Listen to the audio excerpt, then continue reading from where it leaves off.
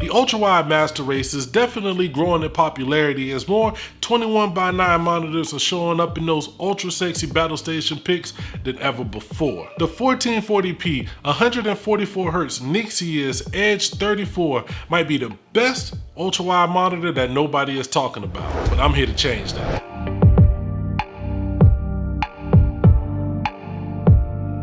What's good with it? It's your kinfolk Dookie back again with Bang. Budget and new gear reviews so that you get the best bang for your tech dollars. Ever since I reviewed my Viotech 27-inch 144Hz monitor, it's been on my desk, even though I've always wanted more screen space. Now I plan to get another one eventually, since they're always dirt cheap and on sale, but what I really wanted was a rock solid ultra wide to give me the screen real estate that I really desired. I eventually saw the specs of the Nixeus combined with the price, and I had to see what was really good.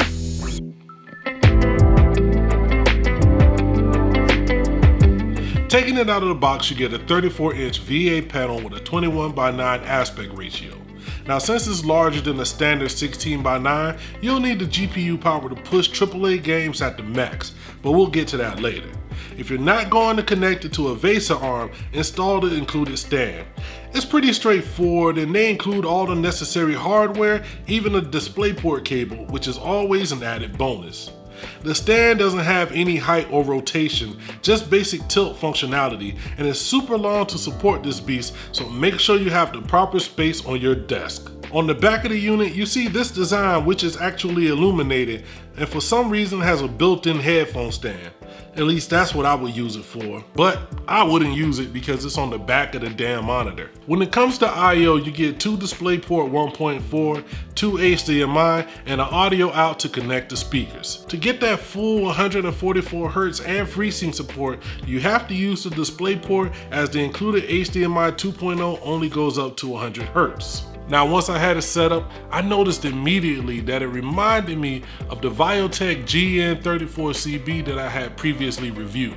That being a 1440p VA monitor with similar small bezels and even the same menu style system.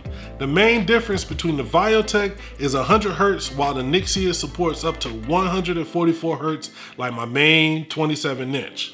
Immediately out of the box, the user experience and even the colors were pretty similar. I don't have any of the proper tools to monitor brightness and colors, but I will be investing in a calibration tool because I read that a proper calibration really makes the colors fly. The 1500R curve is enough to not introduce any distortion in the corners when you're sitting directly in front of it. Viewing angles seem pretty solid, being that it's a VA panel, and honestly I'll never sit at any of those exaggerated angles that people really do in monitor reviews. Not your boy. When it comes to images for viewing content and playing games, I have to say that everything looks brilliant. Colors are bright and naturally saturated while the sharpness is extra crispy. Blacks are dark without being too crushed, so you don't lose any details in the shadows.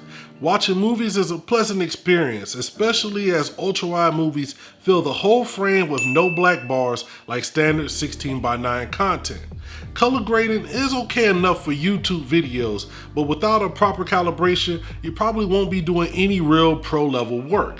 In games, especially most AAA titles of the past few years, you get full ultra-wide support except the menu in most situations. The word immersive is usually inserted in a review around this point as a way to say how having that extra screen real estate pulls you deeper into the game, especially in FPS shooters.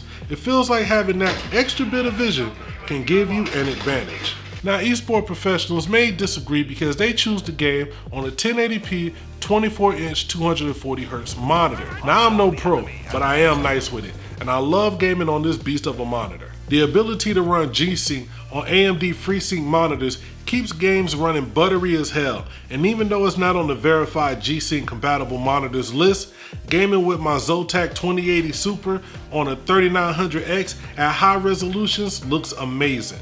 Now again, I don't have any of the tools to test true FPS, ghosting, or latency, but I don't know if I'm highly susceptible to it anyway. There are overdrive settings here, but using it on its out-of-the-box settings is good enough for me.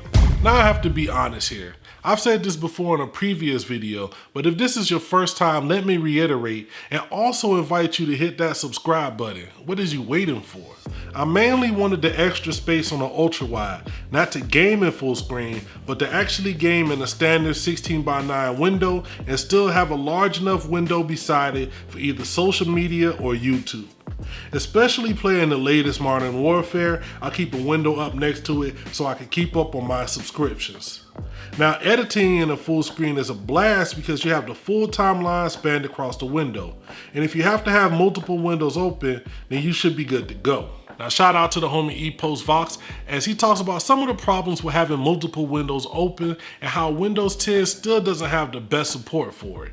Now, this monitor also has HDR10 support with 400 nits of brightness. Windows handling of HDR still is basically trash to me, and the few minutes I took to set it up really made me not want to deal with it any further. I've also mentioned this in previous reviews where I just don't have much desire to mess with HDR settings in Windows. So is the Nixeus EDG34 the perfect monitor? No. If you're a professional who needs industry standard accurate colors out of the box, then you may want to look elsewhere. Also, the stand could be sturdier and that whole HDR situation, hate it. But for me, it does a lot right with bright, vivid images, fast 144Hz gameplay, and enough screen real estate for me to work efficiently. Real talk though, I still think I want more space. I'm thinking either a 38-inch or go all the way and get a 49-inch super ultra wide. That'll be the equivalent of having two 27-inch monitors side by side, which is what I'm actually used to. But I'm actually interested to know what you think.